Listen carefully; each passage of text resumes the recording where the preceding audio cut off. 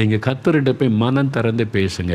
எனக்கு ஆஃபீஸில் இந்த பிரச்சனை, இப்படி ஒரு சோதனை, நான் என்ன பண்ணுறது? என் பிஸ்னஸில் இப்படி ஒரு கஷ்டம், நான் என்ன பண்ணுறது?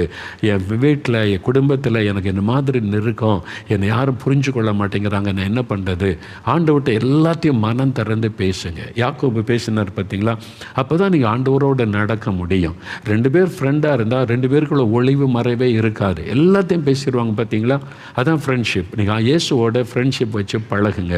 அவர்கிட்ட எல்லாம் எனக்கு இது கஷ்டமாக இருக்குது ஆண்டவரே, எங்கள் அம்மா என்னை திட்டாங்க, எனக்கு கொஞ்சம் மனசுக்கு வருத்தமாக இருக்குது, நானும் மனுஷன் தானே ஆண்டவரே, நான் என்ன பண்ணுறது? ஆண்டவர்கிட்ட சொல்லுங்கள்.